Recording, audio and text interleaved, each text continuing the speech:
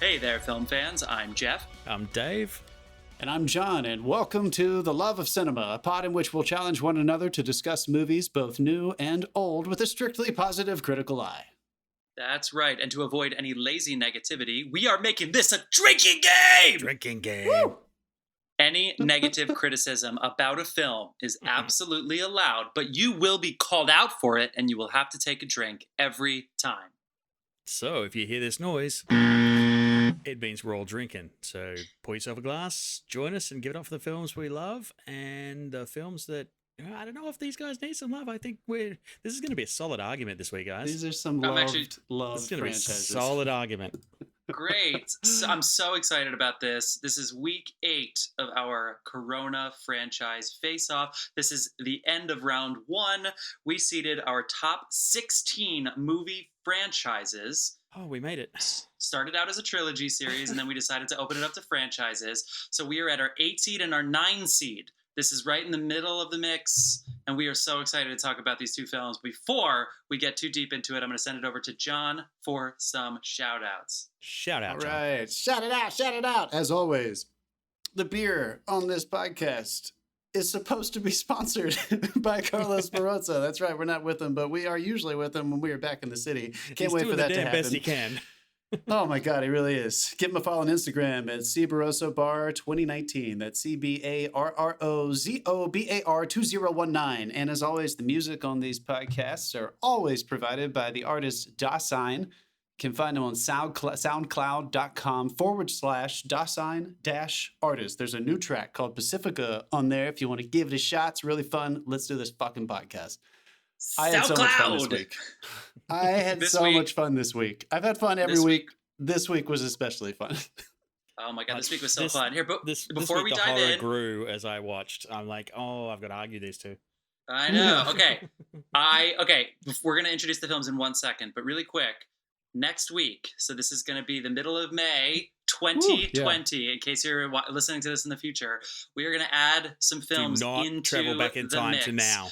We decided there were some snubs that needed to find their way in. So anything that we did not talk about is fair play. More on that if you want to follow us on Instagram. Yeah. Wait, we decided? I think the hate mail decided some the snubs. The hate mail decided.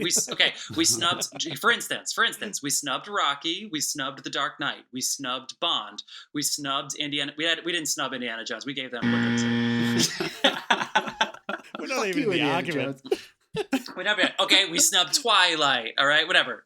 Shrek, a lot of good snubs in there, so we want to hear from everybody. If you are listening to this in time, that'd be really, really, really great. But today, let us get into our 8 seed and our 9 seed. Our 9 seed, which we'll talk about halfway through this podcast, is the Mission Impossible franchise. 6 fantastic films. That is our 9 seed. Our 8 seed, we're going to talk about after I give a reminder that there is a parental advisory. / there will be cursing. Fuck! I don't know when it's going to come up. I don't know. There we go. There's one. I don't know when they'll come up, but they will definitely come up. So let's get into it. Our 8 seed, the Jurassic Park franchise. Yes, that includes the Jurassic World series, obviously. Who would like to start? Let's go with Dave. I can go first, yeah. Do it, dude. Do it. Dude, I had the pleasure of seeing Jurassic Park in the cinema.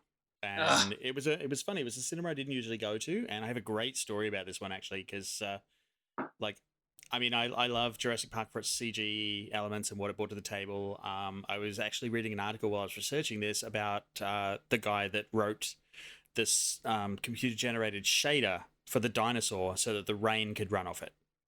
Oh, like this guy is literally coding, like inventing code for raindrops running off a dinosaur, which is not something you get asked to do often. No, well, you do now, but yeah, I went and saw the original Jurassic Park, and I loved the original Jurassic Park so much because they built the tension so well. It was a fantastic story, it was a fantastical story. It's something that's like, yeah, I'd go to that park, and they built the tension so well. The friend I went and saw it with, there were 2 scenes that had a very, very interesting effect on her. Where the kids are climbing into the tunnel in the ceiling, and the Velociraptor jumps up and tries to nip them. Mm-hmm. She literally raised her legs off the floor up onto the cinema chair. Mm-hmm. And then right near the end where they're turning the power back on, and there's that rush, and they've got to get to the breakers, and she gets to the breakers, and she like Laura Dern flips the breakers, and she leans back and relaxes, and then a velociraptor comes out from behind her. I kid you not, this girl was out of her chair running down the aisle. She got 5 steps down the aisle before she caught herself and turned around and came back to her seat, hell embarrassed. Wow. I had nightmares. That's some seriously good filmmaking. Yeah. I mean, that's good, dude. I feel safe sharing this story. I didn't mention names, and there's probably no chance she's listening to this podcast. But I mean, the thing I loved is they mixed practical and CG flawlessly. And it was a fantastic open to what became a really, really good franchise. Part 2 came along, and part 2 had like that false ending. And then it was like, okay, the movie's not over. We're not done. And it kept going with the dinosaur in the city. And even that was a great, like, an installment. They lost me a little bit in Jurassic Park 3. It was still great, a great installment. I feel like when they kicked over the new ones, it was, I really dug the new one, the first one, as a really good installment. No, the one after that, I'm kind of on the fence. The new sequel. I'm interested to see where they go from franchise. There. Is that what it's called? Fallen Kingdom. Fallen franchise. Exactly. That is exactly what it is. This is Fallen franchise. Yeah. I mean, come on, dude. Yeah, it was. For me, it's. I mean, and also it. It gave us Jeff Goldblum at his best. Sure. As well. Come on. We got him in that. We got him in Ragnarok. The series, not the last. The series. So somebody posted a thing on my Facebook feed the other day, and I literally answered it with "Life finds a way." Yeah. And it's like, yeah, it's Jeff Goldblum. I think, I really dug these films. I thought they did some great stuff. That opening for Salvo and the franchise, though, is going to always be a favorite of mine. That is one of the most rewatchable movies of all time. Hands down. One of the most rewatchable movies of every single time. There are so many iconic moments in it, not just because we've all seen it, because a lot of them were the kinds of things where we saw the first time. And we were, even if you hadn't rewatched it for 10 years, when somebody says, hold on to your butts, you know exactly what movie you get comes from. When someone says, that is one big pile of shit, you know exactly what movie that comes from. The image of the two kids. If you want some fun at the moment, look up what Sam Neill's doing on Twitter right now. He's having a lot of fun during the quarantine, and it's amazing. John, thoughts and feelings. I feel like you're going to have more of a critical eye about the story developing and going in different directions. Wait. First, Dave, how bad would you want to work on the special effects for this? Whether it's the practical effects or the digital After Effects, how bad would you want to work on this? Would you rather, if you had to choose, would you rather be working on the newer ones with the current tech or 90s developing that shit? I think I'd rather work on the new ones with the current tech because, let's face it, I don't have the street cred to write a shader that is water falling off a fucking dinosaur. Oh my god, that's so good. It's pretty good. John, go at it. See what's going on. All right, so I also saw this movie in the theater. This is my first one of my first conscious memories of going to the movie theater. I was 6, 7, 93. I guess I was around 7. I went to same deal, kind of a theater I don't usually go to. It was one of those like $1.50 theaters, like old school, single, giant screen. There was packed house, sat in the balcony, and everyone was reacting very audibly. Like I just remember adults like screaming at dinosaurs and oohing and aahing.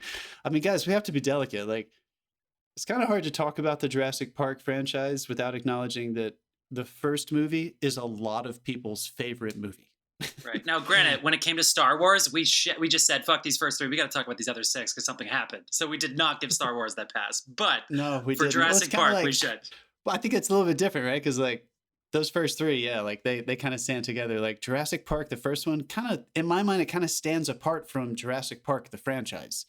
Which I kept thinking about as I was watching them this week. I don't know. I mean, like I said at the beginning of this, I had a great week watching movies from these franchises. I love both these franchises. They both do something very different.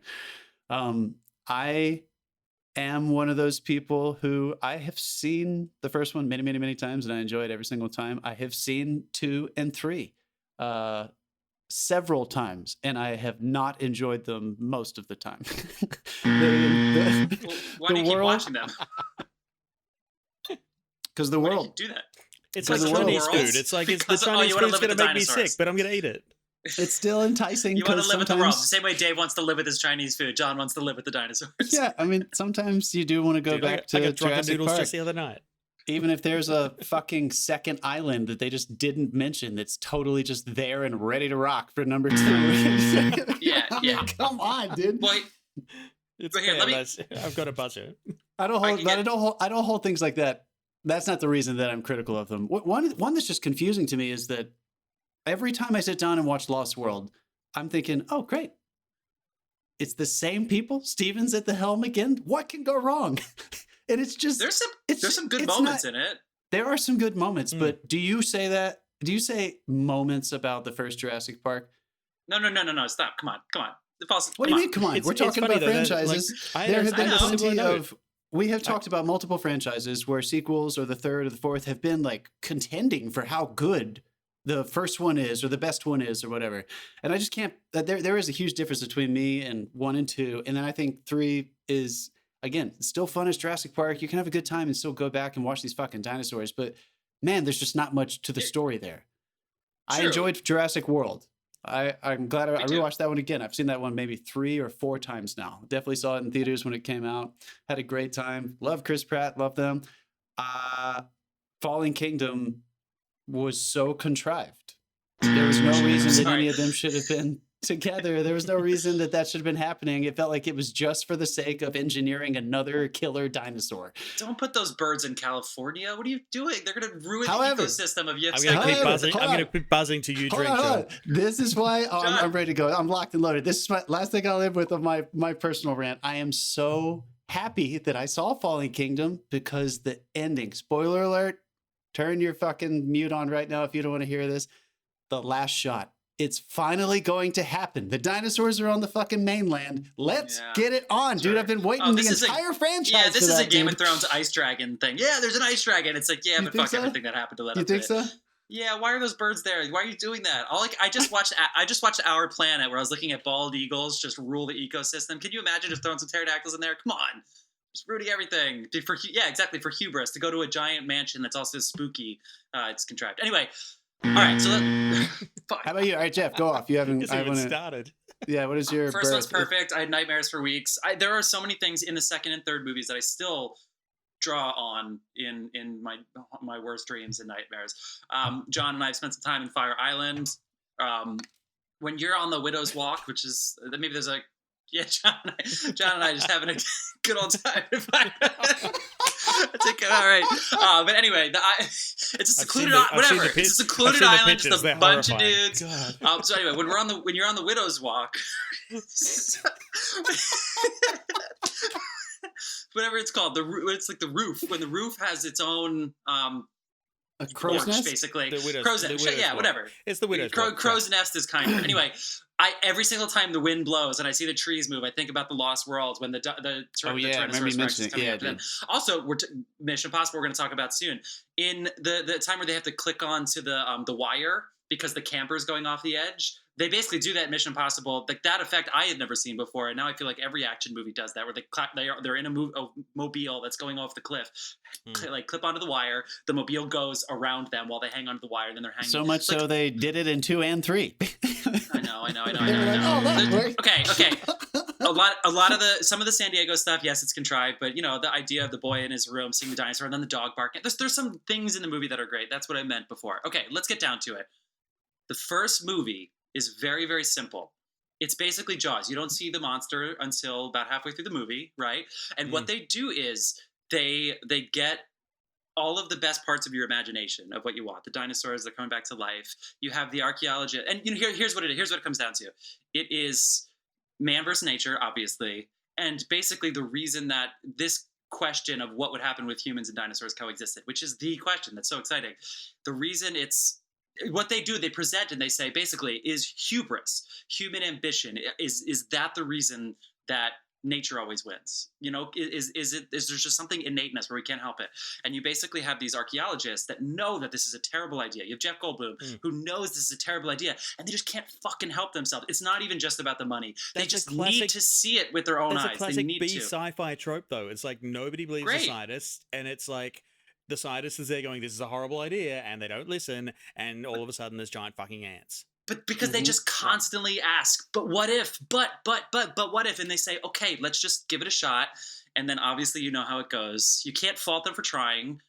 They ask the questions, and they even present the counter arguments before you even see the things. So by the time we see them, the stakes are so high. There's an emotional pull. The kids are not formulaic. The kids in every other movie besides the first one, including Jurassic World, the kids are the worst part of Jurassic World, and it's basically through their point of view. Like, I don't care about their parents' divorce. I really, really don't. I don't care at all what's happening to their family issues. I hate the way it opens like that. Just open in the park. Or they introduce. I'm sorry. It's true. I actually do really like the movie. Here's what I would say to compare the beginning and the end. Leaning towards your drink doesn't count. I can see you, Jeff. Let me finish my first thought. So then 2 comes in. So that's it. That's it. Basically, man versus nature, hubris, yada, yada, yada. It falls apart because no matter how good intentioned you are, even if it was not for the money, as Richard Attenborough promises, we can't help ourselves, so therefore we're going to lose every single time. So 2 comes in and says, here we go, science and business, we're going to put these 2 together and just let hubris run fucking free. And ultimately, I think that's an okay choice, so therefore I'm on the ride with The Lost World. Even though it's a little formulaic, yes, they say things like, we're creating a buffet for these things. They seem to be self-aware in the movie making that they know this is a bad idea. They already answered in the first one. So the groundworks, way underneath, the depth in between all the lines, they already answered that in the first movie, and in the second one they don't even try to match that with depth, so they just fucking fly in. The third movie, by the way, 90 minutes, so clearly they are like, we know this is a bad idea too, let's just fucking crash the plane. No, they're like, seriously, they're like, let's crash the plane so that nobody can accuse us of this, so nobody who's there wants to be there, with the exception of the parents trying to get their son back. So anyway, they know that it doesn't have the depth of the first one. They know that, and so they try to make it up with the yucks, with the shocking moments. I don't know what Jurassic World is doing with all these weird backstories, but what they try to do in Jurassic World, and tell me what you guys think about this, is rather than the first one, which is the slow build with Jaws, right? You don't see the monster until it's coming. They present everything. They just start throwing highs at you. There are so many moments that are just like shocking and then nothing, and then shocking and then nothing, and then shocking and then nothing. So that's what it's almost like. It was made more for today. Like, I don't know. Yeah. Maybe they thought an audience can't wait an hour to see the T-Rex or to see the power go out. Like, I don't know what their design was, but it really seemed like it was manufactured in a lab. No pun intended. Ooh. Jurassic World. It really seemed like every single thing was like, okay, it's been 4 minutes. We're going to lose the audience here, so we need to throw in a yell at them. But having said that, the Andromedus Rex is really fun. The way that it hides, the whole raptor blood thing, and apparently that every raptor is just best friends with every other raptor, whatever, fine. The sea monster, fuck. Now I'm just ranting already. But it is fun, it is exciting, but it doesn't have the charisma and it doesn't have the stuff. So that when there's a volcano, also wait, the whole point. Nature finds a way. 2 things about that. Number 1, they were all females, and then nature found a way for them to procreate, to the point where at the beginning of 2, they say they want to hunt a male. Even though in the first movie they just said they were all females. So they're already breaking rules. They already know that they're breaking rules, but nature finds a way. And guess what? They're on a fucking volcano. That sounds to me like nature finds a way. So why are we going back there to help these things? Was it our fault that they're on a volcano? So now we need to risk our lives and all of civilization because they're on a volcano? It sounds to me like nature is finding a way. I mean, right? my biggest note, my biggest negative note that I had was when by the time you get to Fallen Kingdom, you can see the franchise machine fully engaged. Yeah. It's like going to that mansion, it's like the machine is on and they have a formula. It's like, let's throw back to the first one. The monsters are bigger. The danger is more explosive. Quite literally, there's a fucking volcano. Yeah. But there's really nothing original until the end. And I agree. The end of that film, the final shot and the final monologue is a winner for me. It redeems that film a lot, but really not enough. Yeah. Yeah. I mean, I don't know. So yeah, go ahead. So I said, I can't remember which franchise I was talking about. How I was talking about how folks like Steven Spielberg. It was Back to the Future. So Robert Zemeckis and Steven Spielberg, and we're watching all these people try to copy what they did. So like the franchise machine. I'm thinking a lot about that as we're watching these movies. Mm-hmm. And I'm going to go to bat for Steven Spielberg. Like, he created this kind of thing. It's cool that you said that Jaws thing, because I do think what he does the best, like my favorite Steven Spielberg movies are his adventure movies like these, and it almost always has people on the opposite ends of their worst fears and their biggest dreams, and then the adventure, the catastrophe reveals the truth as everyone either dies from it or rises above it. Yeah, and I can tell you that's the shark don't fucking look fake no more. Yeah, so like we have you're right. Like, can an audience wait? That T-Rex sequence in number 1 is one of the greatest suspense sequences in modern cinema. I mean, it's fucking perfect. Not even talking about the special effects and everything. It's just so well done. And all he did leading up to that was not create tons and tons and tons and tons of backstory. He very matter-of-factly introduces you to characters and then lets them, based on just what they are, live their life into the problem. So that allows us to project ourselves onto them. We can do that. Whereas these new ones, that my biggest critique about these new ones is, it's like you said, it's like it's made for today, and the franchise machine thing. Those lulls do not exist in Steven's movies from the 70s, 80s, and 90s. I think if he's the master of adventure, it's like we're taking cues from, I know he's Chris Pratt, but like, it doesn't have to be like that. I don't know why they felt like they had to lean into a certain kind of comedic moments that weren't going to reveal anything about character, and they were probably going to just cut a little bit of the tension. That if you're going to take a lesson from Steven, if you're going to try to revamp Steven's masterpiece, your butthole is squeezing tighter and tighter and tighter through Jurassic Park 1. When they learn how to open doors, you could fucking break something with your butthole. I mean, it's just going the whole time. So both of the new ones is a little jerky for me. I still enjoy the first one. I do like Jurassic World, but it's jerky. It does not feel like a fuse has been lit. Same here. Yeah. Also, basically, the pterodactyls have a terrorist attack on the entire park, too. Something think about. No, I'm drinking, baby. This is good. Also, don't let Chris Pratt befriend a raptor. Come on. Maybe at the end of the first one they get away with it because the raptor's moved in. Are we going to talk about it? Yeah, are we going to say it? Chris Pratt friends with the rat? By the end, he's like, oh, don't worry. He won't hurt us. He's a fucking raptor. Like, come on. Like, you literally just made the raptors not cool by letting Chris Pratt be able to explain its psyche. Every time they said the name Blue, what did y'all think of? I thought of old school. You're my boy, Blue! You're my boy! That's all I fucking thought of. I thought of Will Ferrell singing The Wind. What's that? At his funeral. Right. Dust in the Wind. That's all I was thinking, dude. I'm definitely, we're definitely, yes, we're drawing on the negative here because I rewatched these for the most part this week. And unfortunately, watching the rule breaking got me a little bit. I'm going to compliment Steve, and I'll compliment the series a little bit more. First of all, the IP itself, just the dinosaurs. You can't think of dinosaurs and not think of Jurassic Park. Think about the Universal rides. Think about the merchandising and stuff. It's not just to sell products. The reason that it works is because we cared about the first one. Kudos to Steve and obviously Michael Crichton.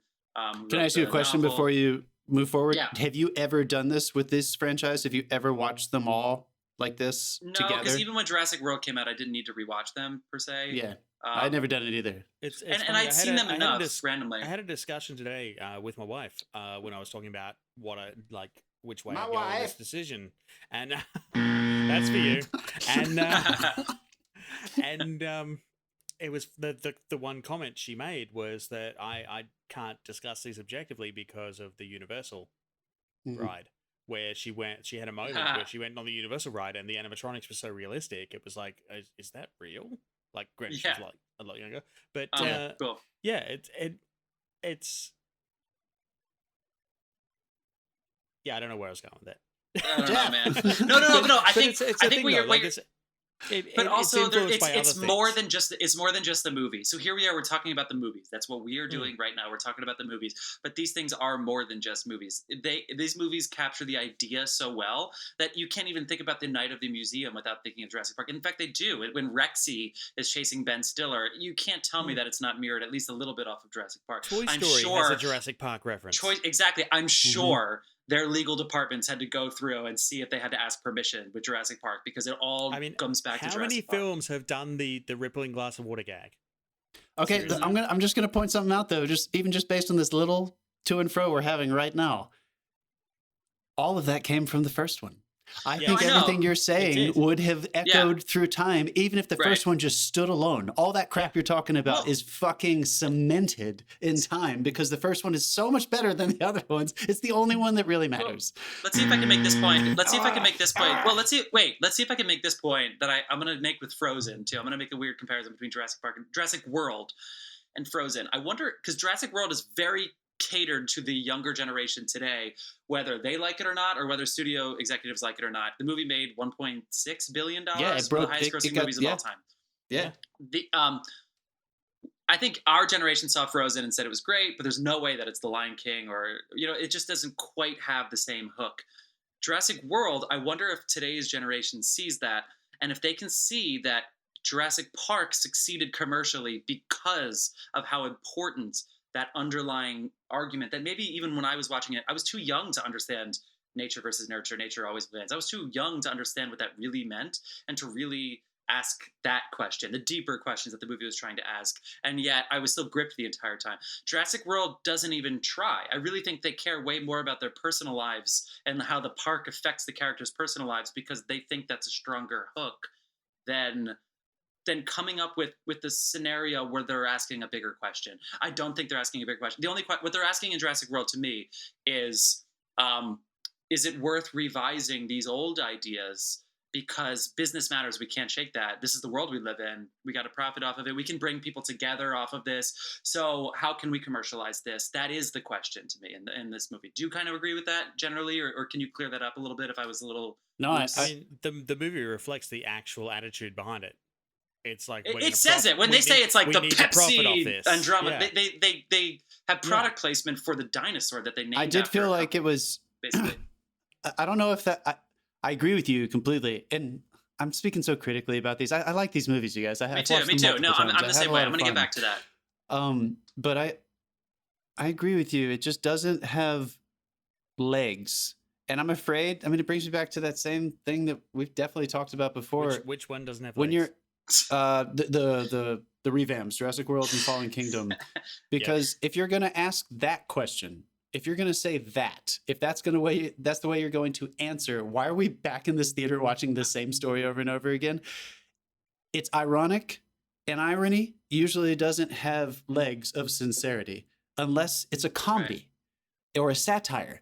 So for me, I was like, oh, look what they're doing. And I still enjoy it, but I was like, look what they're doing. But I know I'm only in this seat to watch a big dinosaur in special effects. And are they throwing that back at you when they say you wanted bigger, you wanted better? That was BD Wong. Are they saying that directly to the audience?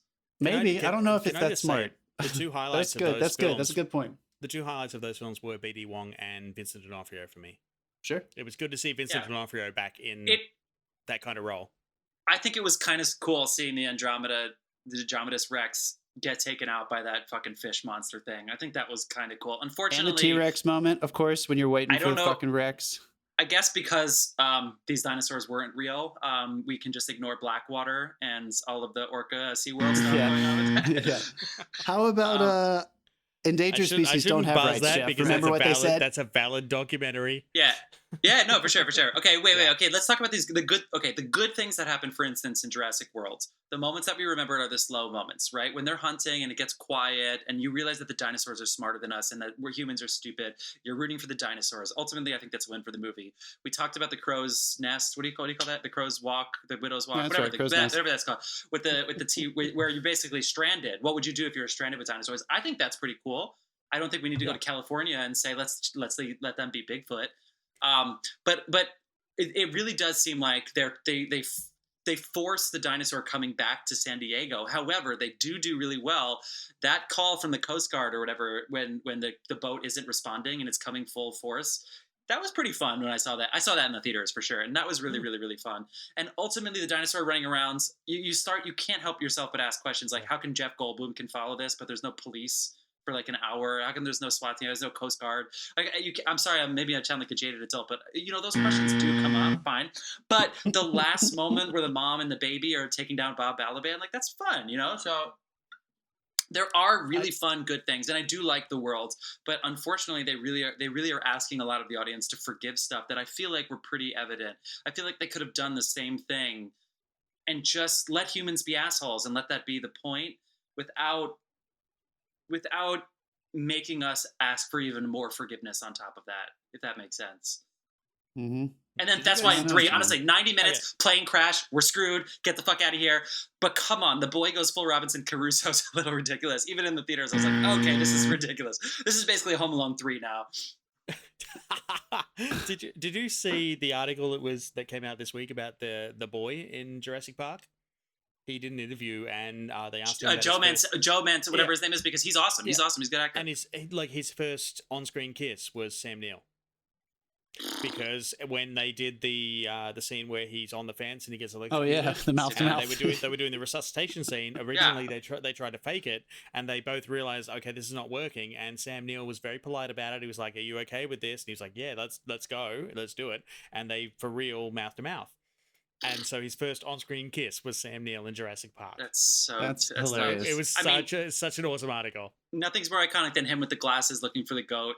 And then saying, "Where's the goat?" But yeah, he's really great. He's really great in the Pacific, and he's in the Social Network. He's one of the co-founders of Facebook. I don't know how to do that. Anyway, what were you saying, John? Shit, that's fucking crazy. He's in the Social Network. Yeah, he's one of the roommates. What's the Social Network? So I guess after okay, that's for me. Again, I'm watching all these things differently now. Like, I really do feel different about these franchises than when I watched them randomly in my life previously. Like comparing them to each other this way, and I think ultimately for me, Jurassic Park is still tons of fun. I'm going to rewatch these for sure. Yeah. But Steven had such a, I'm not going to say it's an original idea. He basically did Jaws on land, like in a different way. It's his thing that he does so well. Michael he just Crichton, did it. Michael Crichton left Michael wrote definitely his story. Yeah, sure. Yeah. And John Williams, Steven, that score, Steven man. When they go through Mother Nature's vagina, which is what I call that crack in the fucking, like when they ride that helicopter through that crack, and there's the waterfall coming down, and they play that. Oh my god, it's so good. That's Kauai, baby. I think if I'm being totally real, I think Actually, they created. Hawaii? I think that was an island somewhere. I think it's Costa Rica, but I don't know. I can't remember. You might be right, actually. Yeah. It's either Costa Rica or when Kauai. we can all travel again, let's go there and find out. Fuck yeah. Let's go see Not Island United B. Flights. There's a third island. John, finish Did your you know thought. there's a third island? John, finish your thought. All right. So I think they may have laid a trap for themselves by creating that thing that we were praising earlier, the formula of we don't need to try to have too much background information on these characters. It's mostly about how they actually feel being revealed through the adventure. I think in a way they laid a trap risky, because it is risky because what have we've been saying a very similar theme about most of our franchises that we move forward. It's that they raise the stakes with the action, the spectacle, the whatever the technical thing is, and the emotional elements. And there is no way we can say that these do that.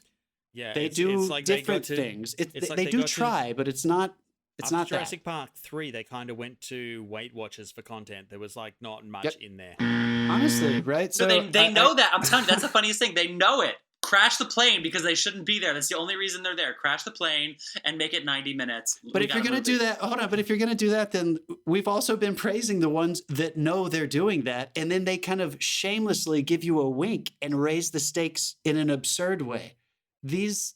I don't know do you think Jurassic World tried to do that? Just be right. I did not have a problem with Jurassic Park until Fallen Kingdom, really. And I felt like Fallen Kingdom kind of phoned it in. It was very formulaic. It was very just like, let's just turn everything up to, a notch above what it was in the previous movie.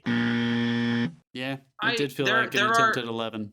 Which made for a great action film, but there's not a lot else in there. Yeah. No, I'm with you. And they wink a little bit. Is it baked in? Do you think it's baked in? Do you agree with me that there's a problem with Steven's initial formula works for one movie, maybe two? Yeah. I don't know if it can sustain the franchise.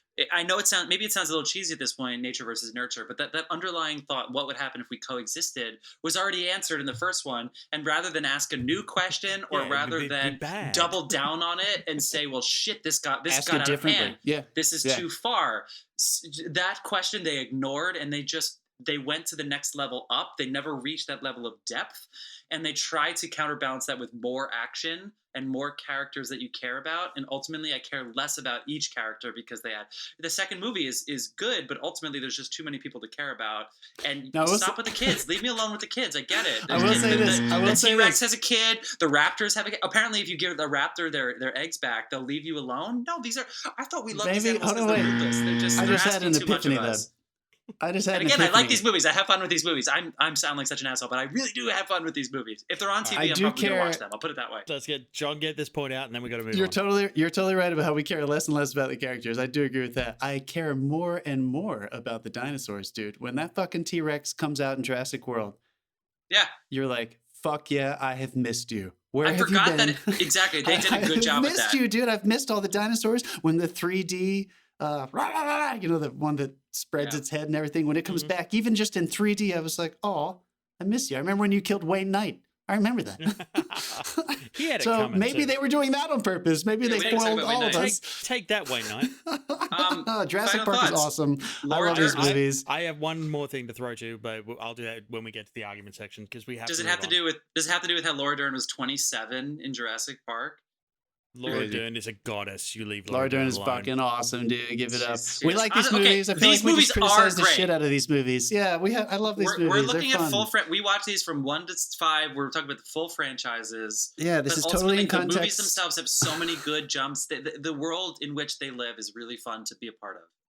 Absolutely. I'm so glad they exist. What a amazing Don't say they're all female, and then the imagination. next movie say they're not all female. Speaking We're of, so lucky. Yeah. Drink. Speaking of worlds we live in, when we come back, we are going to be discussing Mission Impossible. Mission Impossible. Dun, dun, dun, dun.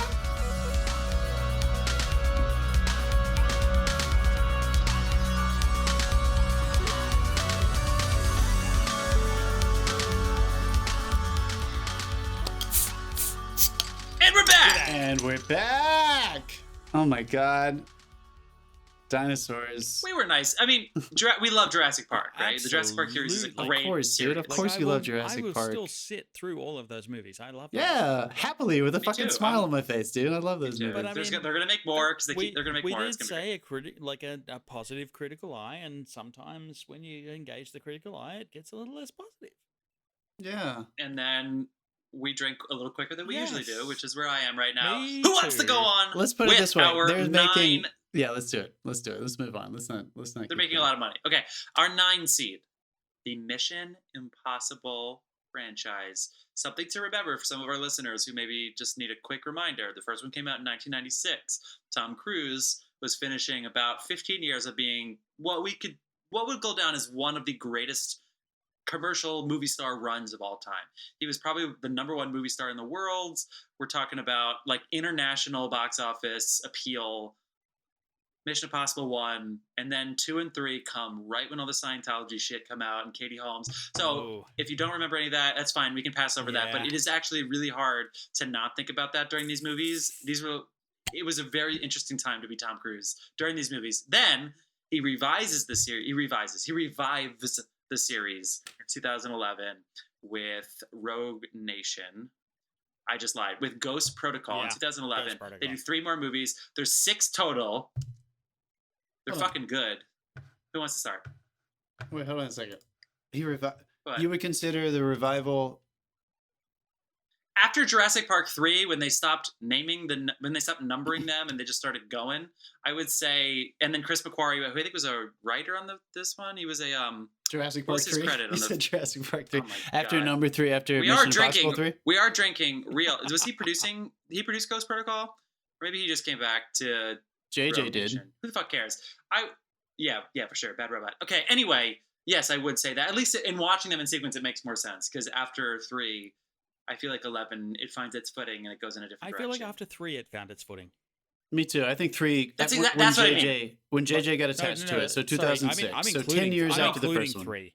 I'm including Me too. 3. I'm not including 3. Okay. 3 is where I consider Okay. it changing, pivoting, and going in this direction. Yeah, because 2. Okay, two- let's forget 2 everything I when said. Who 2 wants to on a start? first watch was a fucking travesty.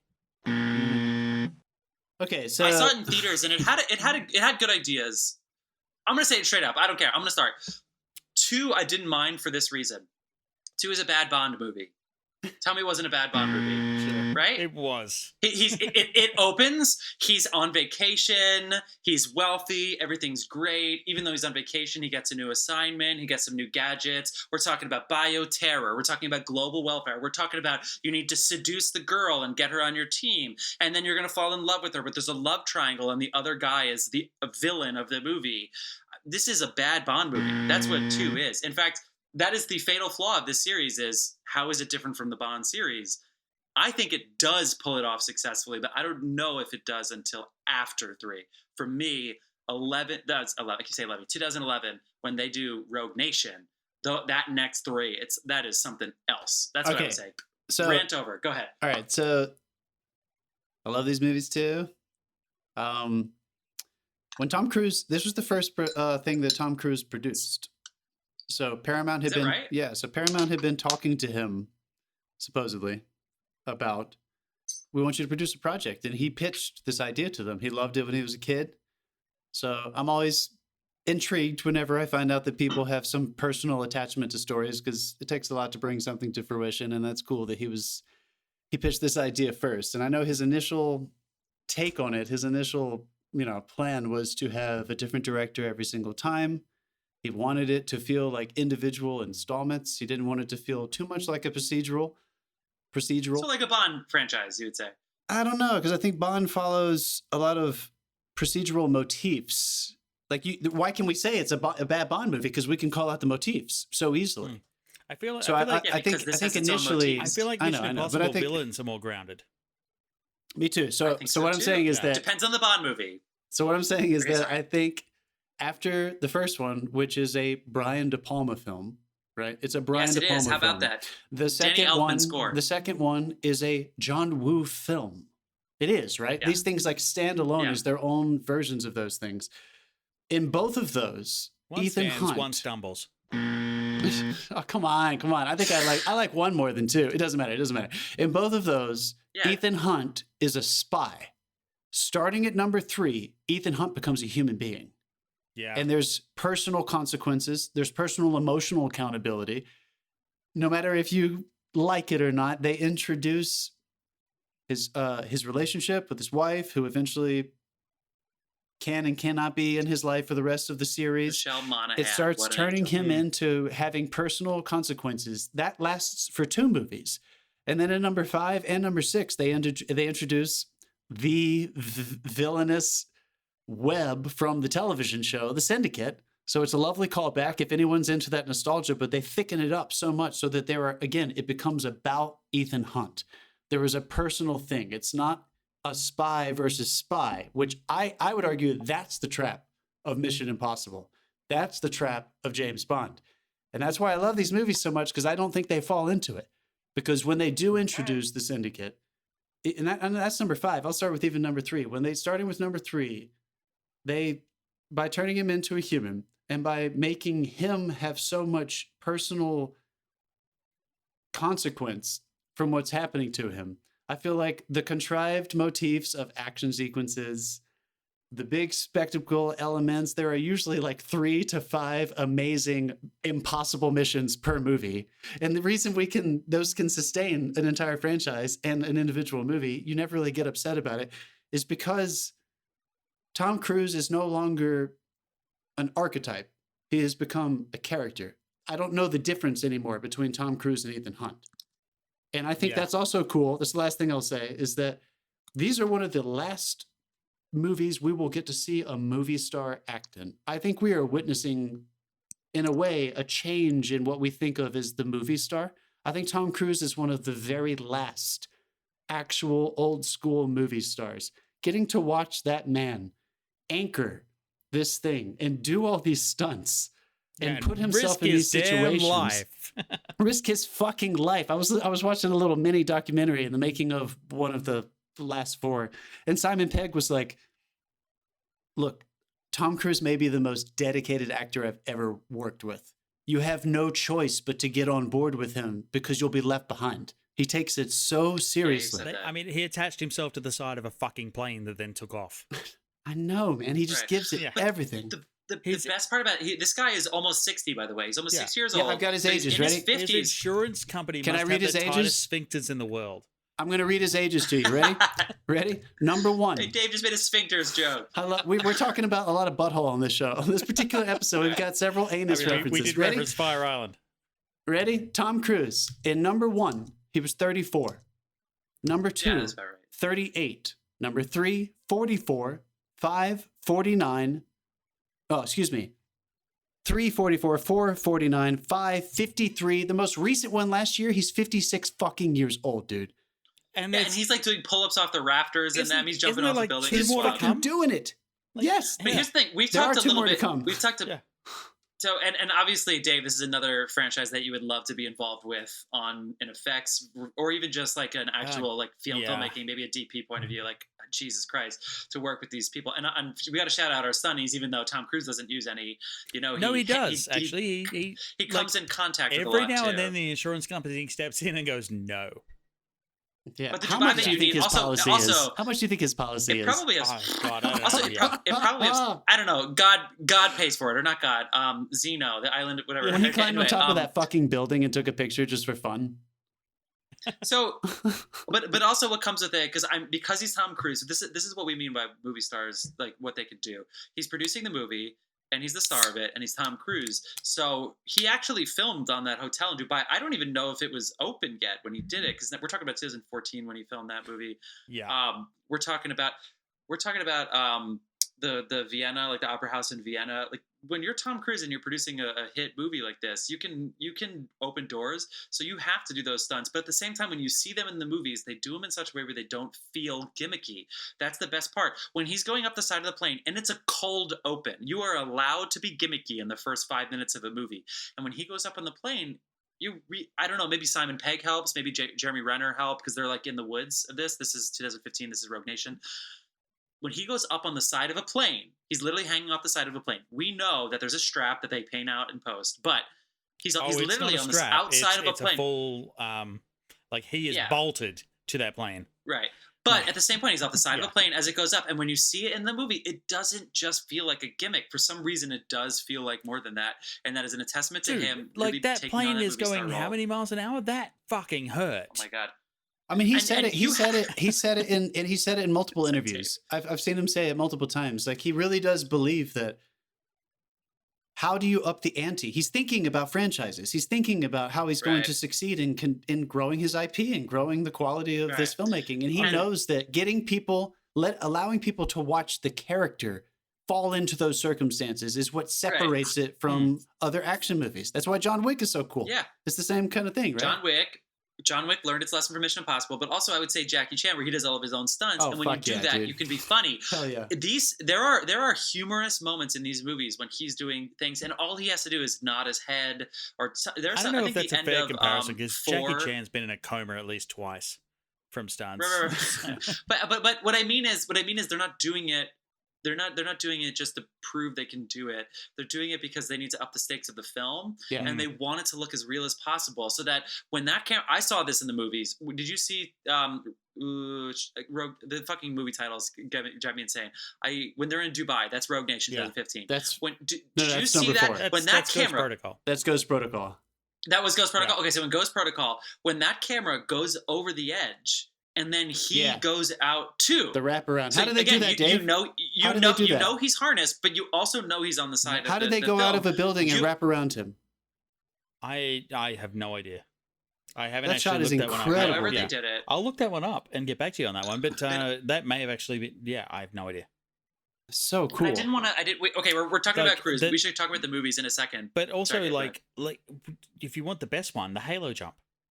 The Halo jump, dude. 330 practice jumps, I believe. And 106 actual jumps. Fallout? And he did that. He did 106 I want to talk about Fallout, because Fallout... Because they had like 5 minutes to capture this footage. And they did that after he'd already broken his ankle earlier in production. Yeah. And but also, I just want to also take my hat off to the cameraman who went out with him. I know. Yes. Fuck yes. Because fuck that. I'm not taking that job. At the tightest, they had like a 3-foot depth of field when he comes in close at the first movement of the choreography in the fall. And they fucking nail it. I'm sure, they did lots of takes, but like, how do they do that? The scene right into the jump. That's a perfect example. Yeah, we want to get to Fallout seriously, dude. We're going to talk about it right now. Someone pitches that shot to me. Someone pitches that shot to me. I'm like, where's the stunt crew? Oh, you look like you can hold a camera. Yeah. No. Yeah, it's totally different. Okay, so you know how much I love Fast and the Furious movies, but you're right. You remember how you kept saying like Dom like jumps into a helicopter with a car and walks away from blowing flames? The Mission Impossibles fell into a collapsed parking garage and walked out of it. Like, no, the Mission Impossibles feel there's a little bit more of like a matter of factness, which kind of creates the fun. That Ethan is just talking to Henry Cavill. I just said a character's name and an actual actor's name, but you know what I mean. Henry Cavill and Tom Cruise are just talking to each other. They're having that scene, and Ethan Hunt just fucking walks off. And of course, the camera follows him. That's what happens in those movies. It's not this big giant thing. It's not building up. You may have heard about it before you saw it, but the way they film it, it doesn't make you feel like they're pimping you into watching Tom Cruise do a jump. You're just following Ethan Hunt out of a plane. And it fucking works, dude.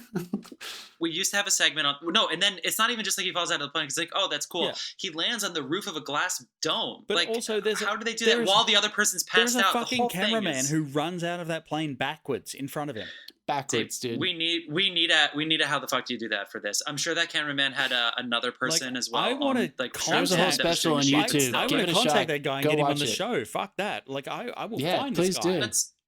There's a really good special features on YouTube if you want to watch about how they did that shot. It's pretty fucking cool how much they practiced it. Let's get back to the okay. So I was going to talk about Cruise and Renner because Jeremy Renner was going to take over the franchise, or at least they were priming him to. And ultimately, they were like, "You kind of are more of a Jack Ryan." 3 franchises. Well, yeah, I know. But ultimately, yes, this one, the Bourne. He had his own Bourne movie. He's not going to have maybe he'll have a Hawkeye movie or series of some kind. Anyway, Jeremy, you're doing fine. He works better as like I love you, Jeremy. Jack Ryan character who's an analyst who can also kick ass, which is exactly what he was in the first movie. But even in the next 2 movies, he was like, you know what? He's more of a corporate guy. No offense, Jeremy Ryan. There's just something about Cruise at the end of 4 when he's literally collapsed in a parking garage and needs to go to the hospital. He doesn't say a word, and he's the most charismatic person on the planet. Tom Cruise. It would no matter what you think of him or the Scientology or jumping on Oprah's couch. These movies are special. And it all hinges around him. Thanks for mentioning Scientology. We're now on a watch list. Everybody's talked about Scientology after this documentary. Tia Leone. Wait, isn't she an anti-Scientology? Tia Leone is Scientologist? No, maybe not. Fuck, I can't. Okay, now I gotta stop. Yeah, wait, back to us. Not fact-checking. You buzzed for not fact-checking. Okay, so hold on. I'm looking it up. The first film is also really iconic, and the score was pre-written, right? But then you have a Danny Elfman score, which is really fun. But you have the train sequence is iconic, but more than anything else, breaking into Langley. Yeah, because we should go in sequence a little bit for those of us who haven't seen all 6 of these. By those of us, I mean everybody else, because I haven't. They're fucking awesome. It's also the one that you 2 did the theme for, yes? What do you mean? Oh, John did. Wait, say that again? You 2, as in the band, did the theme for the first movie. No, the theme was written for the series, the television series. I remember the television series. Metallica it's that theme. Does the second. So it's time I disappear. No, Metallica did the end. Metallica was the end credit song. Limp Bizkit did the theme for the first. I hate that this is our conversation. Oh right my god, dude! Limp Bizkit. Fred Durst, where you at? Jesus. Yeah, Fred Durst. That's a mistake. That's a mistake. I researched this today because after Fred Durst. When they that's a mistake. Fred Durst drink. Okay, when they did. Okay. When they did Mission Impossible 3, they went over to Michael Giacchino, which he composed the theme. But I believe the first Mission Impossible was Adam Clayton. I'm looking it up right now. Danny Elfman is the first one.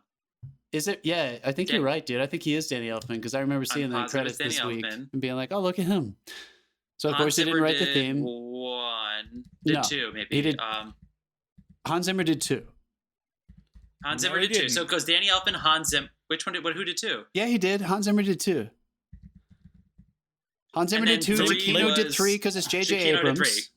These are all Oscar winners, by the way. Yeah, all just bang, bang, I like bang. Hans Zimmer's score number 2 is really good, dude. All that weird Middle Eastern opera shit. I fucking love that shit. Sign me up. I want to ask you guys what your favorite one is. Fallout, for fucking sure. If yours is not Fallout, you're insane.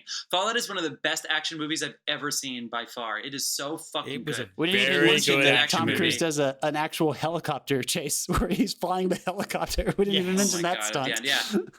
If there's one thing John knows about me, it's I love Sean Harris, who's the villain in 5 and 6, Solomon Lane. So good. But Fallout does every single thing right that you could possibly do. It pulls the rug out from under you 7 different times, but it's not a gotcha show or a gotcha series. It has the emotional pull because it has two different former lovers. You don't exactly know how Ethan Hunt feels about them, which I think is a benefit of the second half of the series, where they don't overplay the love series. I know it's cool that Michelle Monaghan's his wife in 3, but I like Ethan being mysterious the same way he was in 1. No, I agree. With him and John Hurt and all these people, and you don't know who he's interested in and who's interested in him, because you can use that to your advantage, your attractiveness to somebody, and that's not sexist or anything. It's like when you're playing that card in a way, you don't know if they're using each other for parasitic reasons or for professional reasons or because that they're actually in love with each other. And in the spy genre, that works really, really, really well. But what and if the end of Fallout is not perfect? Is what I'm saying. The end of Fallout is not as powerful if you didn't have the foundation of Michelle Monaghan, of his wife having That's true, the stakes right? Even because, okay, so in 2011, when Jeremy Renner tells you his backstory, it loses its effect. Whereas in the final movie, in Fallout, if you hold on, yeah, in the final movie, if you haven't seen that, but all you need is the Ving Rhames line. He's only cared about one other person the way he's cared about you, his wife, and then the next scene's his wife. I think you can get away with that. It's not easy, but I think they do. So that when you see the two of them together, and they know, and he knows, but they have a job to do, and they all move on with their lives, and they try to accomplish the task with the backstory. That's all we need. So even if you hadn't seen any and you jumped into Fallout, I think it's it's in the plot. It's in the blood of the movie. I think you can feel that even if you haven't seen the first 5.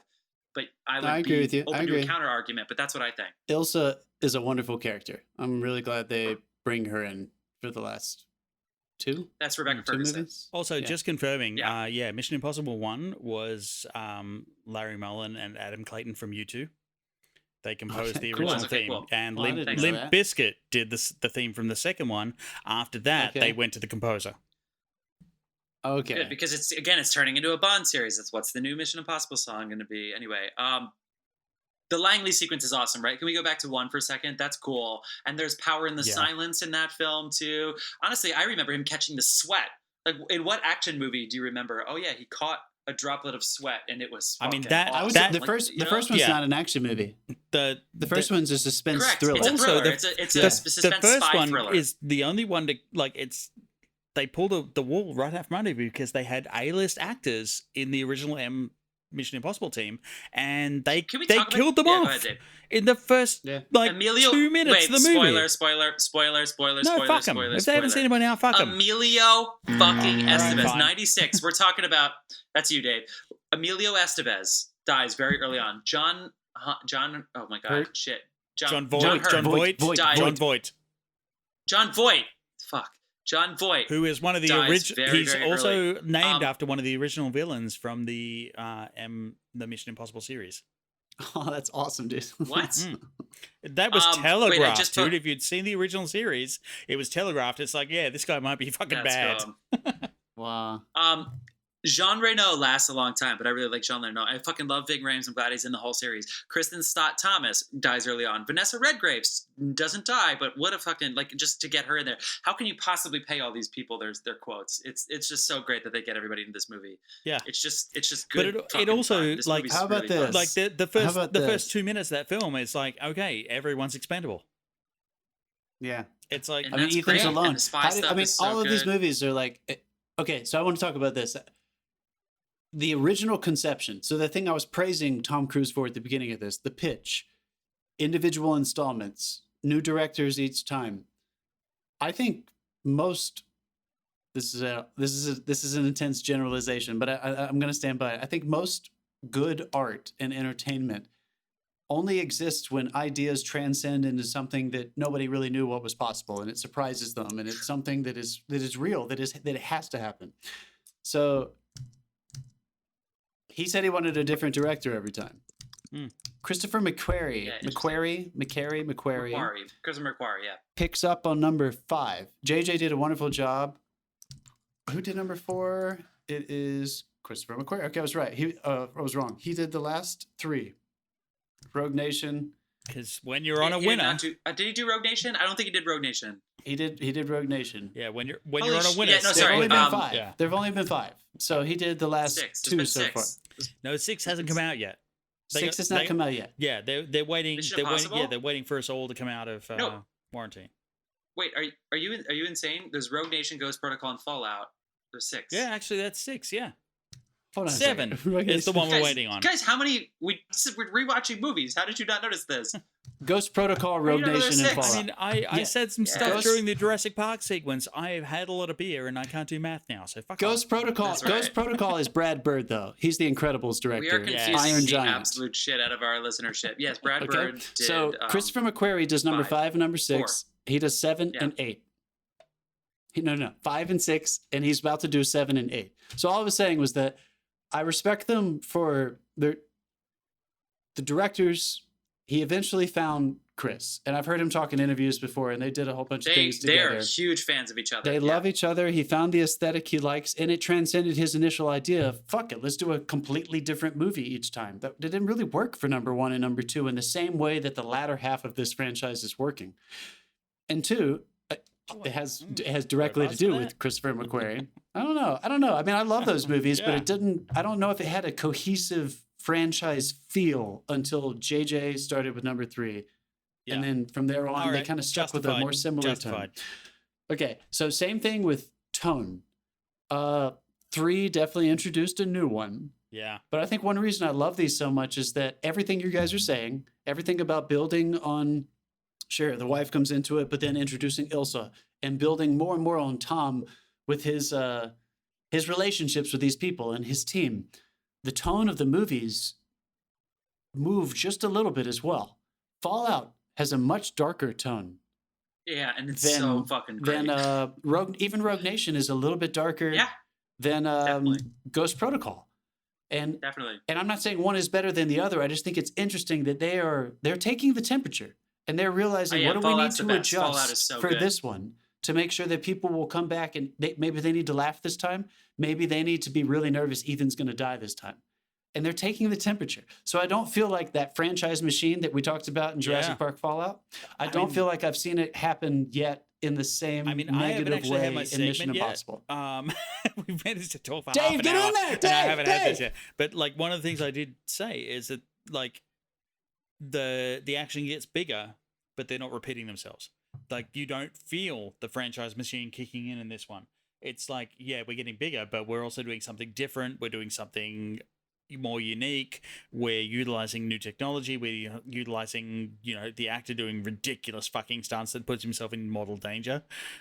It's that, like, a lot of that stuff happens, and it doesn't have the same feel because it's not the franchise machine. It's people taking pride in their work. I agree completely, man. I think this is one of the top action franchises of our day. And I think it is largely due to... The other one's not on our list. I don't know. I mean, I'm trying to think of some other... I mean, like the Marvel movies have great fucking action. Who? No talking about them. Fast and Furious has great fucking action. What? I love those. I love both of those things. That was for me. Action, but that there's no... I feel like there are less consequences for some of those I agree with you. I feel like this one feels different. This is the best every action, footstep Ethan makes. John Wick's the only thing that comes close, and I love Bourne too. Bourne's great, but like if he steps the wrong way, it throws the entire sequence off. And it's not just the action sequence. I mean, the story, everything is very deliberate in this, but it feels loose. They do this amazing job where it seems like it's loose, but when you think back on, especially when you finish one of these movies and you just do that thing where you sit there for a couple minutes and think back on it, you sit there and say, how did this possibly work out? And maybe it'll get exhausting after a while to see it always get down to the last second. I'll just put it that way because that's sort of like a recurring theme in the movie. It's always a second away from either death or failure or bioterror, deaths of millions, or a third of the world, I think is one of them. But like, maybe the answer is he's going to have to go at the end of one of these, and maybe they will pass it off and just change the tone completely because nobody can match him. Not just for everything. He's got the action of John Wick. He's got the charisma of a Batman movie. He's got the stunts of a proper like samurai film. I mean, all things put together. And they've given up on the romantic appeal, but it works because it keeps it more mysterious for me. So I don't know where it's headed, but it's got that it's got that ongoing romantic thing where he has the wife that he can't be with because of what he does. Right, but and they've also and that's introduced. awesome, but that'll run out. You can't call them. No, that but too they've much. also You can't call them introduced that every the single movie. the other characters in Fallout Exactly. that kind of move that forward a little. I'm not Yeah. going to give that I away agree. because that's fairly new to video on demand, and everyone should watch that. It's pretty good. Shout out to my favorite villain, Mission Impossible. Philip Seymour Hoffman. Yeah, Philip Seymour Hoffman. That opening sequence gave me nightmares where he does the countdown, and this is Mission Impossible 3. Where that is opening she? sequence, You and think then I won't do the it? back. Dude, that And then- fucking speech. Wait, the best part about the series, Dave, is because these people can act with themselves because they wear masks. So Philip Seymour Hoffman acting with himself in the bathroom is really cool. But Back to you, also, Dave. like the whole speech about, yeah, you have a girlfriend, right? Yeah, I'm gonna find her. What's I'm gonna her name? fucking hurt her. Because I'm gonna find her and I'm gonna hurt her. Yeah, dude. Oh my I'm gonna God. make her scream and make you watch, and then I'm gonna make you scream, and she's not gonna be able to do anything, and you're not gonna be able to do anything because you're almost dead. And then he makes good on that fucking threat, and like he is my favorite villain in this entire fucking series. They haven't dropped Everything him yet. that man does. I know. Yeah. He's just, God, he was solid gold, dude. It was Yeah. so good. Shout Dave, out talk to me about, you said in our break, you were talking about the villain in number 2, the Nemesis. What were you talking about? Oh no, it wasn't the villain. It was the I found out a lot of stuff about how number 2 was made and some of the things that went on. So we'll talk about it in the next section where we're discussing, which is a good segue to move on to that because we're about due to move on to that. I just want to wait for a second. In Ghost Protocol or Rogue Nation, when Alec Baldwin is trying to tell director Atlee, he's like, Ethan Hunt, sir, is the greatest living agent that has ever existed. He has no equal. He is the living manifestation of destiny, and he has made you his target. I love that they got Alec Baldwin to fucking say that. You're never going to lose your Alec Baldwin. Oh, Alec Baldwin. You know, he's got it's the self-awareness. I love Alec. I love Alec Baldwin. I love. How about his death scene in Fallout? Yeah. Wow, way to shout out, guys. Can we please agree? Because I'm pretty sure Fallout was on Quentin's list. It was like up in his top 10 of the decade.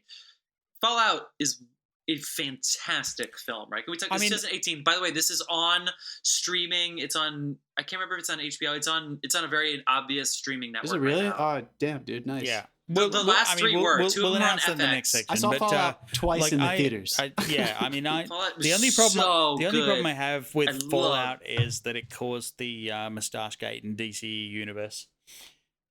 Oh, for Henry Cavill. Henry Cavill, yeah. That Henry horrid Cavill's great, but, CG they rushed, and like it was not their fault they had to rush it, but yeah, it was that shouldn't have happened. That bathroom scene, that first bathroom fight, you guys. Is, the bathroom fight, give it up. Fallout, the bathroom fight is awesome. The Fallout, the whole movie is so good, and I love Sean Harris, especially apparently he's been like imprisoned for the past couple months, and he just comes out like a full-blown Shakespearean villain, but with camera technique. Mm-hmm. So those speeches, he has like 3 speeches where he's just sitting in a chair tied up, and you just look at his eyes and they are exploding off of the screen. It's terrifying. Sean Harris he does not have Philip Seymour Hoffman's physical prowess, but he has this weird Shakespearean villain on film. There's no better Shakespearean villain. He was awesome, but Philip is my favorite. I think he was Macduff in the Macbeth reboot of like 2011 or something. But like he is fucking Sean Harris. He's also in Prometheus. We are going way over time now. We're gonna wrap this up. Should you choose to accept it, come back to this podcast to hear the deliberation, bitches. We're out. Yeah.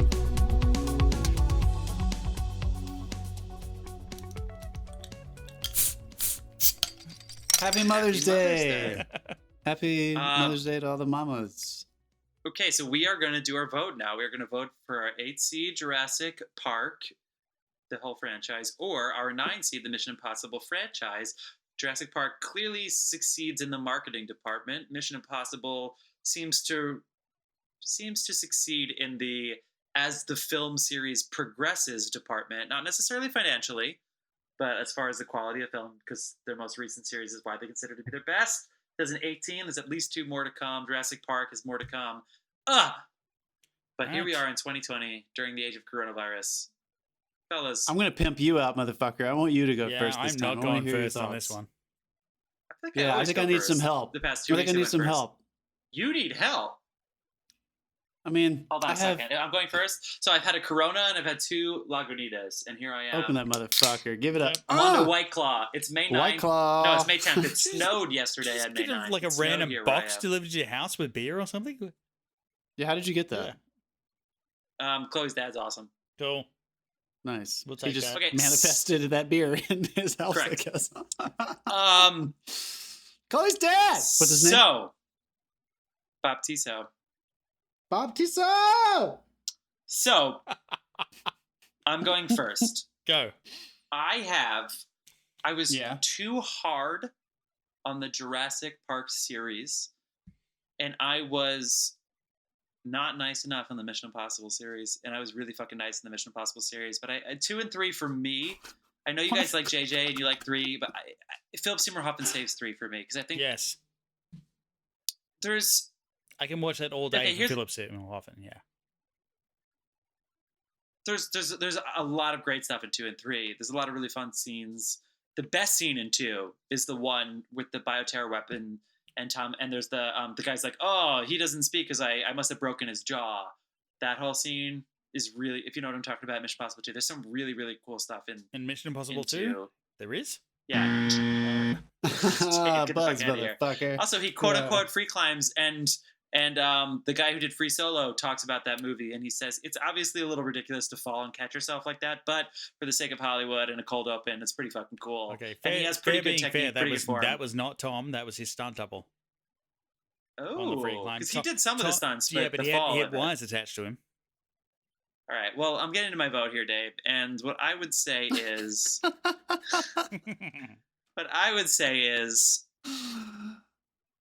the Jurassic Park idea, the IP, is so much more integral than maybe any series in history, even more so than Harry Potter, which I reseeded as my 2 seed, even though it's not our 2 seed.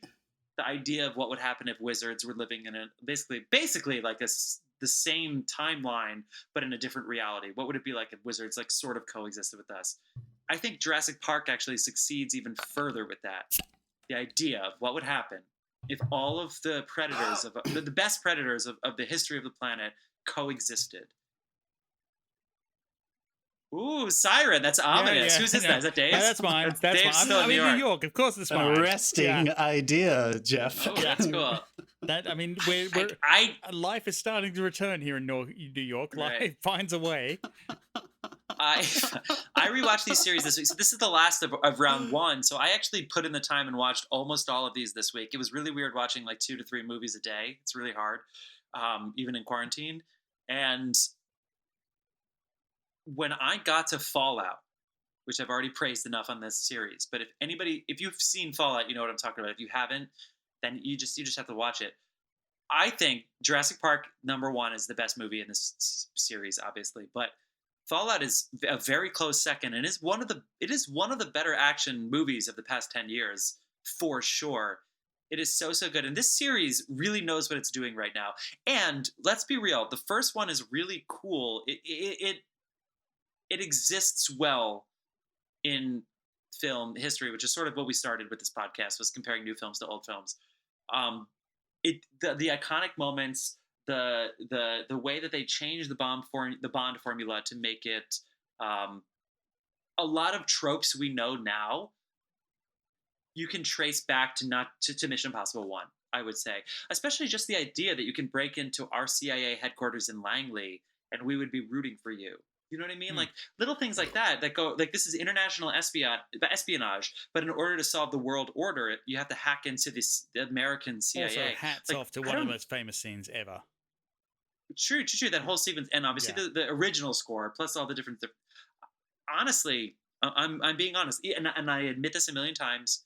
Jurassic Park #1 is the best movie in the series.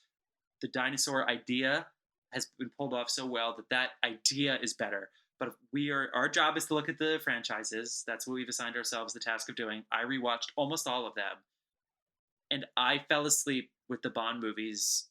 If I hadn't finished one when I went to sleep, it's all I could think about. I needed to finish the film. The Mission Impossibles.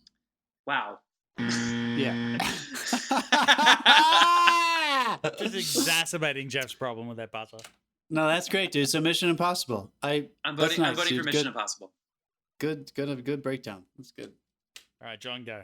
Dave, what do you think, No, dude? John, you want me to go? You go. Dave, if you go last, you are not allowed to punt on this. I'm all right, not you have to punting on choose this. one. No, I'm not punting. I just want to see where this goes. Do they have Shout out to punting in rugby? Yeah, they do. They is do. that a thing? But you just give it to the other team. There's also that thumb up the butthole thing. Woo! Oh, we've talked a lot about buttholes on this particular Fire podcast. Island would love It's rugby. called the, That's for sure. Fire They should have a Island, rugby two league. anus references. By the way, we've been to Fire. We've actually been to Fire It's Island. called so the don't think Hopawati we love Fire maneuver. Yeah. Okay. I voted So- for Mission Impossible. Yeah, that's good, dude. I liked your breakdown. Wait, I feel like John's more on the fence about this than Dave. I mean, no, it wasn't because I feel. I mean, you basically said what I was gonna say. Thinking about it while I was watching these movies this week, I had so much fun, and I had so much fun for different reasons. It was maybe one of the out of the weeks we've done. It was maybe one of the most telling of why I liked one franchise on its own, independently, and comparatively, why one is probably more sustainable, more rewatchable in this particular context, up against other franchises, what makes them good and stuff. Jurassic Park 1, Yeah. maybe one of the best movies of the 90s. Understandably, it one of the is best near to movies perfection, in yes. terms of. Yeah, I mean, I tend to move more towards like drama and like real life stuff, but like that's a really fun fucking adventure action movie. I mean, it's just too One of the good. best, one of the most rewatchable movies of all time. Absolutely. But here's the deal. After watching these movies back to back, comparing them to each other, I am more surprised by Mission Impossible than I am by each of the installments of Jurassic Park. And I don't even mean that in terms of the premise. The premises are predictable. You kind of always know for both of these kind of what you're getting into. So I guess it's storytelling. And that's where I'll go back to kind of what I was praising Mission Impossible for towards the end of the last segment, that I continue to tip my hat to them for telling a very similar story, especially in the last three. But figuring out ways through whether it's literally just the direction and action sequences, taking that up a notch, creating more mysterious consequence for Ethan Hunt as a character, intensifying the bond, the familial bond that I love so much between him and Simon Pegg and Ving, how do you say his name? Ving Rhames. Ving Rhames. The what is her name? Who plays Ilsa?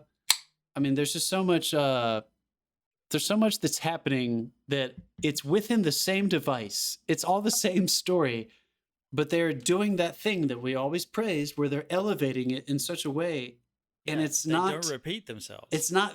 They don't, and it's not vain. I don't feel like I'm being pimped into watching a movie star, Tom Cruise, do some crazy stunt. So for me, it came down to a very simple thing. I felt when I was rewatching these Jurassic Park movies, everything was so predictable. I started getting a little not excited about the stuff that I knew I was supposed to be excited about. The suspense started losing some of its tension watching them back to back like this, because I realized I've seen this before. And not only have I seen it before, but no one has even come close to the way Steven did it in the first one. Versus, you just said, and I may agree with you, I'm sure there are a lot of other people who agree with you, that maybe the last Mission Impossible is one of the best ones. I think it's the best. So I'm going with Mission Impossible. Well, I love you, Jurassic Park. I'm going to come back to you, but Ethan Hunt and what they're doing with this franchise and the meta aspect of it, of Tom Cruise and what he is doing as a producer and an actor, no one else is doing anything like this. The way we praised Feigl for the Marvel, for how original his vision was for what they did with that franchise. Mm-hmm. I'm going to credit Tom Cruise and his co-producer, Wagner. What's her name? That he produces Suzanne everything Wagner. with? Suzanne Wagner. They're doing something that nobody else is doing. Paula Wagner. And I think Paula Wagner. Paula Wagner. And I think they're doing it the best. And I'm going to see the next two in theaters at least once. And I'm going to love these movies until I die. I just have so much fun. I can't keep up. I'm always surprised. Even on a rewatch, I'm surprised. I forget things, unlike the Jurassic Park movies. So, Mission Impossible. Hit me, Dave. What do you think? I'm going to say, wait, and Dave, before you say that, just on top of John, God damn it, this is a tough episode for me. Yep. Fire Island. What I would say to that too is Vulva. What I would say about Jurassic Park is the whole series, all 5 films, if they were on TV, if I was flipping through the channels and they were on, I'm definitely more likely to watch them. Absolutely. We've lived, Absolutely. even the Lost World, Jurassic Park 3, that plane crash when the guy's like, please stop the plane. And of course the other guy is basically like, I'm not stopping this fucking plane. We've all seen the first 2 movies. I'm not stopping this plane. Yeah. But nobody turns on the TV to watch reruns anymore. So therefore, these are movies you have to seek out to this time and place. Mission Impossible. If you want to start a movie to end it, that's the movie. Dave, that's what I think. And they're all valid points. I mean, we've already gone 2 down the way of Mission Impossible. The thing that I would summarize this with is if you Google search Jurassic Park toys, it comes up with at least 10 pages, possibly more. I'm pretty sure the same doesn't happen with Mission Impossible. No, Jurassic Park matters more to society. Well, no, Jurassic Park has the marketing machine behind it, and that's the thing. They're like, buy some Velociraptor toys, buy some T-Rex toys. Let's release 5 different variations of T-Rex toys. Mission Impossible is not counting on that. They're counting on you going to the movies and watching this film and being entertained. And in that, in that respect, they win over Jurassic Park. Now, the only bad thing, the bad note that I had about the entire Mission Impossible series was Mission Impossible 2, which sadly was shot in Australia. And there was an Australian villain in the Scottish film. And I was down on the Mission Impossible 2 movie. And then I did some research. And the Mission Impossible 2, it had John Woo directing. Yeah. Awesome. A big Hong Kong director. Yeah. Chinese. Like a fantastic director. Okay, Bruce Geller was one of the writers. He was the original series writer. Ronald D. Moore and Brendan Parker, who are absolute fucking legends in the sci-fi series. Ronald D. Moore, dude. Yeah, Battlestar, so say we all. Like, so say we all, motherfucker. Like, right from Star Trek through to Battlestar and beyond. Yeah. Like, and then the screenplay by Robert Towne, who was the writer of fucking Chinatown. Holy shit, Robert Towne wrote Oh my god, which dude. is still used in screenwriting classes to this day.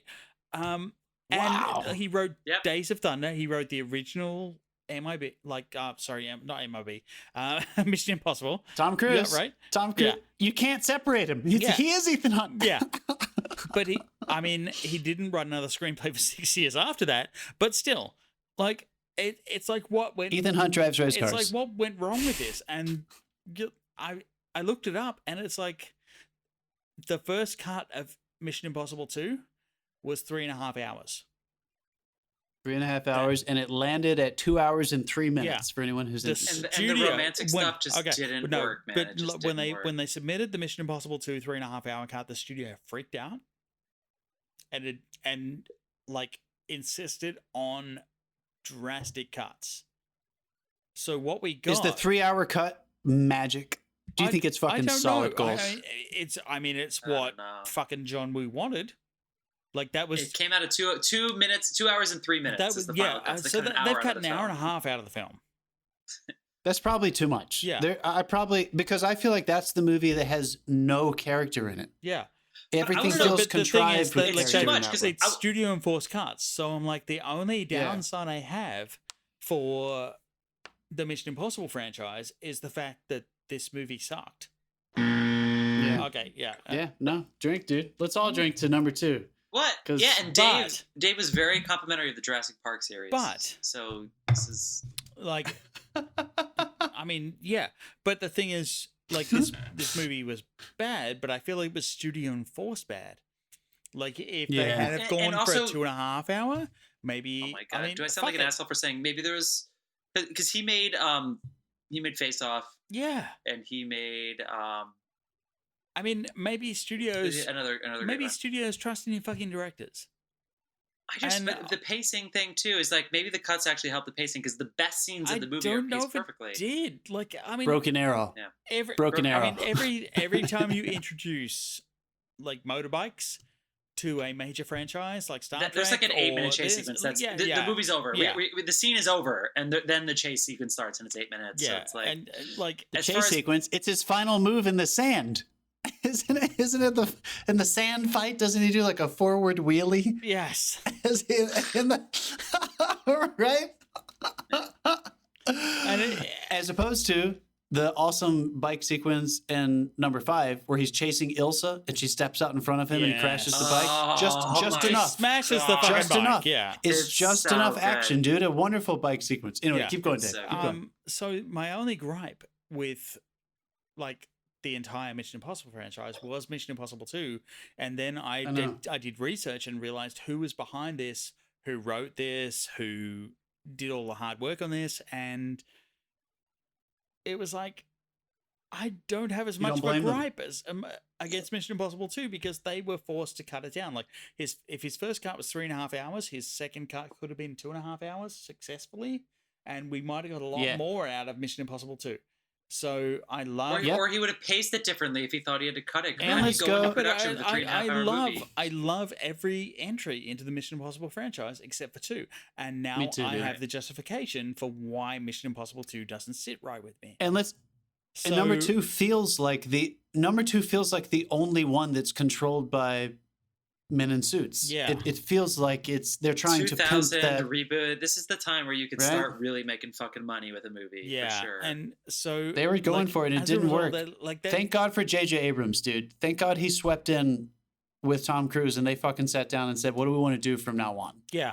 Because they produced the rest together. It seems like Tom Cruise said, "Write the best villain ever, and I'll figure out how to live up to it." Or let's just cast Philip Seymour Hoffman and we'll figure it out. Yeah. Let's just put they made him an arms dealer where you're almost rooting for the arms. Hey, Philip. He's like, I want to know who he's dealing arms to. He's doing a good job. Good for like you, the Phil. Best fucking bad guy you can be. And Philip brought it. Hey, Billy Crudup is fucking wonderful in the third one as well. Is so good, yeah. But like Philip Seymour Hoffman for me just rang true. Like he was the most dude, you're totally right.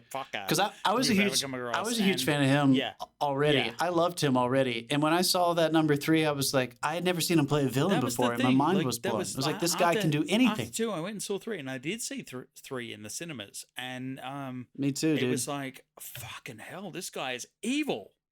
Like, he is nasty. He makes threats and he makes fucking good on them. And also, again, for me, like, while I love Jurassic Park and I praise the hell out of it in the first segment, I am going with Mission Impossible. Because 3-0. Well, my scores came in. The scores that mean nothing to anyone else. What are the X's? What are the nebulous X's? Jurassic Park got a 16 for me. That's really good. And Mission Impossible got a 19.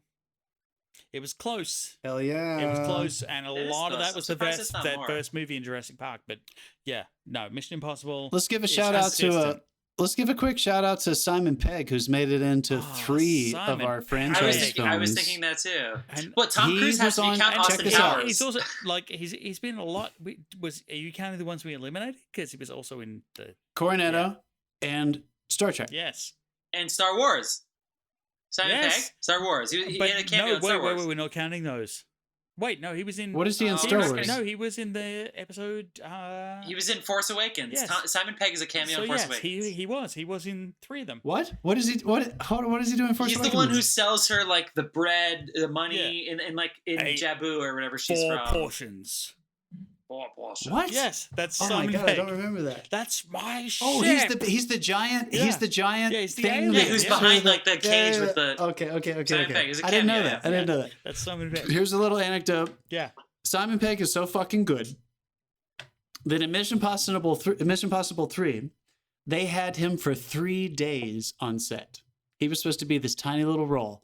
Just the tech guy with the microphone. Was he the one whose schedule was too difficult? Where was he in 2006? Where like, oh my god, how do we get this British guy? Nailed it. He evolved into a field agent that is integral to the family. I fucking love him in 5 and 6. I cannot wait to see what he does in the other ones. So God bless good. Simon Pegg. He added something that Mission Impossible needed. Right. He really And did. Ving Rhames, kudos to him, because Ving Rhames is fucking the Fast and amazing. the Furious supporting franchise gets a lot of shit. It gets a lot of praise. But when Jeremy Renner is recruiting Ving Rhames in 4, right? It's 4, 5, 4, 5? Doesn't matter. When he's recruiting him and he's looking at him and he's like, listen, it's in 5. This is what you need to know. I know Ethan, I don't know you. If I don't trust you for a second, I'm gonna cut your head off, whatever. And basically, he owns Jeremy Renner in this one 4-line scene. He just looks at him. It's not even a line. He says, "If I ever distrust you, and that's fuck why yeah, and Jeremy Renner's like, all right, great. And you're like, oh my god, did Ving Rhames just own the scene? At some point, and same Ving thing Rhames for will turn up in to every give the Mission Impossible film from now on. It's like. Oh yeah, he is awesome. the new. It's like the whole Lethal Weapon. I'm getting too old for this shit. Yeah, he's gonna be there forever. For some reason, he's the face off the sketch. He's only at the end of 4 for some crazy reason. I don't think they came to negotiations for that one. But they got him in Let's there. give a shout out to Mission Impossible as well. Let's give a shout out to them as well for one thing I praised Fast and the Furious for. I think they took a cue from Mission Impossible. These movies film everywhere, dude. They're one of the first. I remember that was one of the first times. Fast and the Furious too. That was one of the first times I saw. Yeah, Mission Impossible was one of the first times I saw Alibaba Pictures. I remember the first time I saw that production company, and I was like, "Oh, interesting." Middle East. They were in Dubai early. They were in Havana, Cuba early. Yeah. They're in everywhere, Mumbai. dude. They're everywhere. They're filming everywhere. Again, and Tom Cruise can cares go about anywhere. it. They care about it, dude. It's not just because they can. They want to film everywhere. They want to film on location. They want it to feel real. They want the world to feel like they have a place in the Mission Impossible franchise. That's what it is. That's what it is for sure. All right, we want to keep us under 90 minutes, so Dave, wrap us up. We have gone right up to the wire. We have. Oh no, that's part of our drinking game. If we go over 90 minutes, there's a huge. Guys, everybody drink a bottle friends, of whiskey. We drink double listeners, next week. We have a new logo. Check out our Instagram. Give us a follow and make sure to touch base with us because next week we are going to be listening to your votes. Jeff, clarify for us exactly what we are going to be doing next week so that they will know what we want from them. Because Dave decided to pull the rug out from under us and move 2 movies on one week. So therefore, we have an odd number. So we are adding 3 snubs back in. 3 snubs. We're talking Rocky. We're talking Indiana Jones. We're talking Bond. We're talking Dark Knight, etc., etc., etc. We want audience help. Get some movies involved in this franchise face-up. I've been contacted by people who want to know about franchises. It's so exciting. Give us your vote. We want a full, complete list. Just to clarify, though, for next week, we're going to talk next week about 6 movies. Correct? We're going to talk about 6 movies. 3 that have already passed on and 3 that have not yet. We're going to add 3 into the mix. So bring it. Oh, okay. Now I understand. So everybody bring it. Maybe make sure you get your votes in. We're going to be throwing 3 wild cards in there. You may know what you want. We don't know what you want. So please give your vote in there. We're going to bring our votes to it as well. We're going to try to get 3 that actually matter. We're going to be talking about them next week. It's going to be a really good episode. Everybody, go watch that fucking water jiggle in the cup. Everybody, go watch Ethan Hunt real fast. Park. No, we're done. That's a good fucking podcast. Fuck. I love it, you guys. Fuck, this is our longest episode ever. Damn it. Bye-bye. Everybody do your T-Rex noise. Everybody give it to me. I want to hear your T-Rex scream. You got another? Bye. I'm turning my audio off. See ya.